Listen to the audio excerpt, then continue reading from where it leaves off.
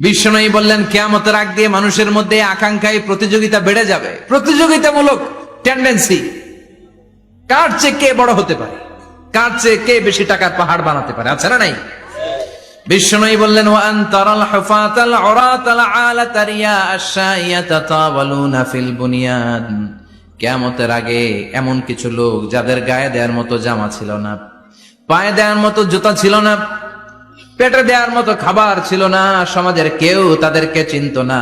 হঠাৎ করে এই লোকগুলো ধনী হয়ে যাবে। And they will start to construct, they will compete to construct high rises building in the cities. শহরে গ্রামে এরা বড় বড় বিল্ডিং বানানো শুরু করবে।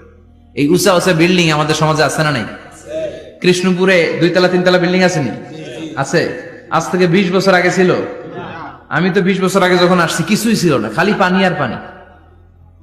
আর এখন 2 তলা 3 তলার অভাব নেই।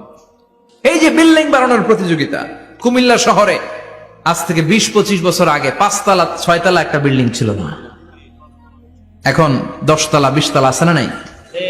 ঢাকায় আজ থেকে 20 বছর আগে 10 তলা বিল্ডিং খুঁজে পাইতেন আপনি? নাই। গোটা বিশ্বব্যাপী এখন টাওয়ার বানানোর প্রতিযোগিতা। বিশ্বনবী বললেন এদের কোনো টাকা ছিল না। পৃথিবীর সবচেয়ে বড় টাওয়ার এখন আরব দেশে, এদের কোনো টাকা ছিল না। আরব দেশের সৌদি আরব, কাতার, কুয়েত, বাহরাইন এখন স্বর্ণ আর তেলের খনি পেয়ে আল্লাহরে ভুলে যায়। এদের খাওয়ার মতো কিছু ছিল না। এদেরকে আমার দাদারে শুনতাম বলতো কাবলিওয়ালা বলতো। কি বলতো? এদেশে আসতো জায়নামাজ, তসবি ছড়া, খেজুর টেজুর বিক্রি করার জন্য। এরা জেলে পাড়ার লোক ছিল। আরব সাগরের তীরবর্তী এলাকার মানুষ, সাগরের মাছ মেরে এরা জীবন ধারণ করতো। আল্লাহ এদেরকে তেলের খনি দিলেন, গ্যাসের খনি দিলেন। এখন তারা বড় বড় টাওয়ার বানায়, আছে না নাই? বুর্জ আল খলিফা, কি উঁচা বিল্ডিং, 828 মিটার উঁচু। জেদ্দা আছে 1000 মিটার উঁচু কিংডম টাওয়ার। তাইওয়ানে আছে তাইপেডাং টাওয়ার 101 তলা। মালয়েশিয়া আছে পেট্রোনাস টুইন টাওয়ার 88 তলা। চায়নাতে আছে সাংহাই টাওয়ার, একটার পর একটা টাওয়ার। প্রতি বছর অ্যানাউন্স করতেছে যে ওদেরটা আছে আমাদেরটা বড় বানাবো। কাতার কয় ওরা বানাইলে আমরা পারবো না কেন, আমরা বানাবো আরো বড়, আছে না নাই? শাগালাত কুমুত তাকাসুর, যে আরো লাগবে, আরো বড় হতে হবে, এই টেন্ডেন্সি মানুষকে আখিরাত থেকে একেবারে গাফেল বানিয়ে দিয়েছে। চিল্লায় বলেন ঠিক কিনা? টাকার পাহাড় বানাতে চায়, দরকার থাকলেও চায়, না দরকার থাকলেও চায়। বর্তমান পৃথিবীর সবচেয়ে ধনী লোকটার নাম জানেন? কি নাম? হ্যাঁ, বিল গেটস। ওর যে কত টাকা ও নিজেও জানে না। ওর পকেট থেকে যদি $100 একটা বান্ডিল পড়ে যায়, এটা তুলতে ওর যত সময় লাগবে, ও না তুলে যদি হেঁটে যে আইডিয়া নিয়ে হাঁটতেছিল ওইটা নিয়ে হাঁটে, ওদিকে আরো বেশি ইনকাম হয়ে যাবে। এত টাকা তার, এটা তোলার সময় তো তার নাই। ওয়ারেন বাফেট নাম শুনছেন? হাজার হাজার কোটি ডলারের মালিক। Prince Walid bin Talal, Saudi ধনকুবের নাম শুনেছেন? ওর একটা বিমান আছে, প্রাইভেট জেট প্লেন। এই বিমানটার 70% মেড অফ গোল্ড। বিমানের 70% স্বর্ণ দিয়ে বানানো। গত কয়েক বছর আগে আমি ব্রুনাই গিয়েছিলাম। ব্রুনাইয়ের সুলতানের নাম হাসান আল বালখিয়া। উনি একটা প্যালেস আরবিতে বলে কাসার, মানে হচ্ছে রাজপ্রাসাদ। পৃথিবীর সবচাইতে বড় রাজপ্রাসাদ ব্রুনাইতে বান্দার সিরি বেগাওয়ানে অবস্থিত। আমি গিয়েছি ওখানে। প্রায় 1800 থেকে 2000 কক্ষ আছে ওই প্যালেসে, রাজপ্রাসাদে। ওই রাজপ্রাসাদের টয়লেটের কমোড গুলো মেড অফ গোল্ড, স্বর্ণ দিয়ে বানানো। নাউজুবিল্লাহ পড়বেন না? এই হাসান আল বালকিয়া নিজে বিমান চালায়। ওর সংগ্রহে 500টা রোলস রয়েস লাক্সারিয়াস কার আছে। 500 রোলস রয়েস। গুগল, ইউটিউব যারা করেন সার্চ দিয়ে দেখবেন ওর কি পরিমাণে গাড়ি। রোলস রয়েস গাড়ি হচ্ছে one of the luxurious car in the world. কার ব্র্যান্ডের মধ্যে যত দামি কার ব্র্যান্ড আছে এর মধ্যে রোলস রয়েস একটা, যেগুলোর দাম কমসে কম এদেশের টাকায় 8 কোটি থেকে 10 কোটি টাকা। আচ্ছা বলেন, এই গাড়িগুলো যারা হাই প্রোফাইলের ভিআইপিস, তারা ফ্যামিলির সবাইকেও যদি একটা করে গাড়ি দেয়, একজনের কয়টা গাড়ি দরকার? 5টা, 10টা, 20টা। ধরলাম যে 20টা গাড়ি লাগবে ওনার। 500 গাড়ি দিয়ে উনি কি করবে? তার সংগ্রহে 500টা রোলস রয়েস। স্বর্ণেরও গাড়ি আছে তার, স্বর্ণের পালঙ্ক আছে, আমি দেখে এসেছি। পোরশে, ফারারে, লাম্বরগিনি, এই টাইপের যে ব্র্যান্ড গুলো আছে, অভাব নাই। তার মানে আছে, যার বেশি চায় তত বেশি। চিৎকার করে বলেন ঠিক কিনা? এজন্য আল্লাহ বললেন আল্লাকুমুত তাকাসুরু হাত্তা যুরতুমুল মাকাবির। দুনিয়ার লোভ তোমাদেরকে আখেরাত থেকে গাফেল বানিয়ে দিয়েছে। দুনিয়ার লোভ লালসার মধ্যে পড়ে আখেরাতকে বেমালুম তোমরা ভুলে গিয়েছো। এই গাফলতি কোনোদিন কমবে না যতদিন না তোমরা কবরে ঢুকো, ঠিক কি না? সম্পদ উপার্জনে ইসলাম বাধা দেয় না, কিন্তু সম্পদ হৃদয়ে স্থান দেয়া যাবে না। সম্পদ উপার্জন করতে হবে, খরচ করে ফেলতে হবে। বেশি সম্পদশালী হতে হলে আল্লাহ সন্তুষ্টির জন্য যাকাত দিতে হবে। কে দিতে হবে? দে জাকাত তোরা দে রে জাকাত, তোর দিল খুলবে পরে আগে খোলো খাত। দে জাকাত তোরা দে রে জাকাত, ঠিক কিনা? দিল পরে খুলবে, আগে হাত খোলেন। হাত খুললে দেখবেন দিলটারে খুলে দিয়েছে কে? সাইয়েদনা মুসা আলাইহিস সালামের জামানায় ওনার চাচাতো ভাই ছিল মিশরের সবচাইতে বড় ধনী, যাকাত দেয় নাই। তার কি করুণ পরিণতি হয়েছে কোরআনে আছে না নাই? এত সম্পদ ছিল, তার সম্পদগুলো সে সিন্ধুকে আটকে রাখতো। আর এই সিন্ধুকের চাবিগুলো আলগানোর জন্য, কাঁধে নেওয়ার জন্য 10 জন লোক লাগতো। সিন্ধুক কাঁধে নেওয়ার জন্য, সিন্ধুকের চাবির গোছা কাঁধে নেওয়ার জন্য কয়জন? তাহলে কি পরিমাণ সম্পদ ছিল?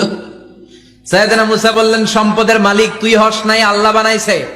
কারণ বলে ইন্নামা উতিতুহু আলা ইলমিন ইনদি, আল্লাহ আমারে সম্পদ দেয় নাই, আমি আমার মেধা খাটিয়ে সম্পদ বানিয়েছি। যাকাত আমি দেব না। মুসা বললেন, তাহলে আযাবে পড়বি। কারণ কয় পারলে আযাব আনো। আল্লাহ বললেন, ফাখাসাফনা বিহি ওয়া বিদারহিল আরদ, ও মুসা নিরাপদ দূরত্বে চলে যাও, এখনই ভয়ঙ্কর ভূমিকম্প হবে, আযাব দেব। কারণ সহকারণের সব সম্পদ আমি জমিনের ভেতরে ঢুকায়া দেব। আমি নিজে কারণের বাড়ি দেখে এসেছি।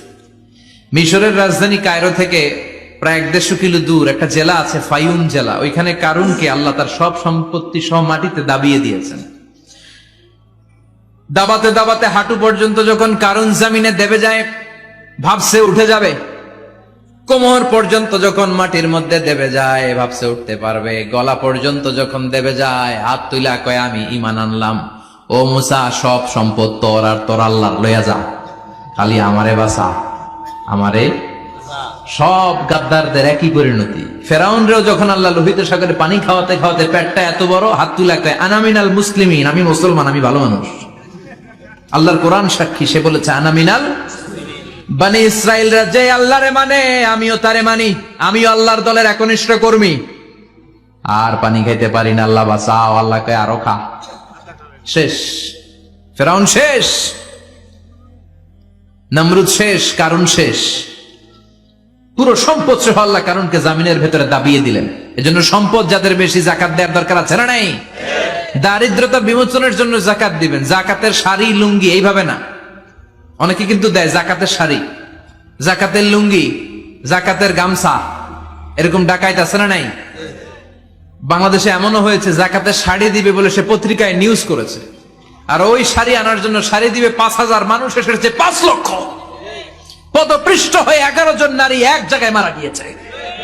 কিয়ামতের দিন আল্লাহ বিচারের কাঠগড়ায় এই বিজনেস ম্যাগনেটকে দাঁড়িয়ে সেদিন জিজ্ঞাসা করবে যে কেন তুই এদেরকে কষ্ট দিয়েছিলি? চিল্লা এখন ঠিক কিনা? এদের মৃত্যুর দায়ভার এই শিল্পপতি এড়াতে পারবে না। যাকাতের শাড়ি, যাকাতের লুঙ্গি বিতরণের জন্য আল্লাহ তোমারে ধনী বানায় নাই। ধনীদের দায়িত্ব হলো গরিবের হাতে সম্পদ পৌঁছে দেয়া। ওফি আমওয়ালিহিম হাক্কুন লিসাইলি ওয়াল মাহরুম। গরিব আমার কাছ থেকে সম্পদ আর যাকাত নিয়ে সে আমার প্রতি করুণা করেছে। আমি যাকাত দেই বলে আমি কোনো দয়া দেখাই নাই। কথা বুঝতে পেরেছেন? আইডিয়াটা ক্লিয়ার করে নেন। যাকাত দেয়া আমার জন্য কি? কথা বলেন, ফরজ। আর যে যাকাত নেয় তার জন্য যাকাত খাওয়া কি ফরজ? আমি গরিব মানুষ, আমি যাকাত খাবো না, না খাইয়া থাকুম, রোজা রাখুন। কথা কন। আমার যে যাকাত নেওয়া লাগবে এমন কোনো কথা নেই, কিন্তু আমি যে ধনী আমার দিতেই হবে, এটা ফরজ। তার মানে আমি দিয়ে আমি দয়া করি নাই, ও নিয়ে আমারে বাঁচাইয়া দয়া করে গেছে। চিৎকার করে বলো ঠিক কিনা? ইসলাম বলে রাস্তার এক পাশে 5 তলা আর এক পাশে গাছতলা, এটার নাম ইসলাম না। খেটে খাওয়া মানুষ, সুবিধা বঞ্চিত মানুষদের দ্বারে যে তুমি যাকাতের টাকা পৌঁছে দাও। যাকাতকে ফরজ করা হয়েছে দারিদ্রতা বিমোচনের জন্য। আপনি শাড়ি লুঙ্গি দিলে কি হবে? ওরে শাড়ি দিচ্ছেন দুপুরে, রাত্রে বেলা ও আরেক জায়গায় লাইন ধরে আছে, বিরিয়ানির প্যাকেট দিতেছে ওইখানে। কথা কোন? সারাটা বছর ও যাকাতের টাকা নেবে, ওর কিচ্ছু হবে না। বরং এমন কিছু তাকে করে দিতে হবে যেটা দিয়ে সে ফ্যামিলি লিড করতে পারে। একটা সিএনজি কিনে দেন। ওই ফ্যামিলিতে কোনো যুবক থাকলে সিএনজি চালায়া, অটো চালায়া ফ্যামিলিটারে চালাবে। একটা টঙের দোকান করে দেন, চায়ের দোকান, চা বিক্রি করে ফ্যামিলিটারে চালাবে। অস্ট্রেলিয়ান একটা গাই কিনে দেন, গরুর দুধ বিক্রি করে তার ফ্যামিলি চলবে। কিংবা মাছের একটা খামার করে দেন, মুরগির খামার করে দেন, ঠিক কিনা? ওমরে ফারুক বলতেন, এমন ভাবে জাকাত দাও যাতে করে যাকে জাকাত দিয়েছে জীবনে কোনোদিন সেজন্য আর কারো কাছে যে হাত পেতে জাকাতের জন্য দাঁড়িয়ে না থাকে। এই বিধানটা কার? এজন্য আল্লাহ বললেন, আল্লাহকুমুত তাকাসুরু হাত্তা যুরতুমুল মাকাবির।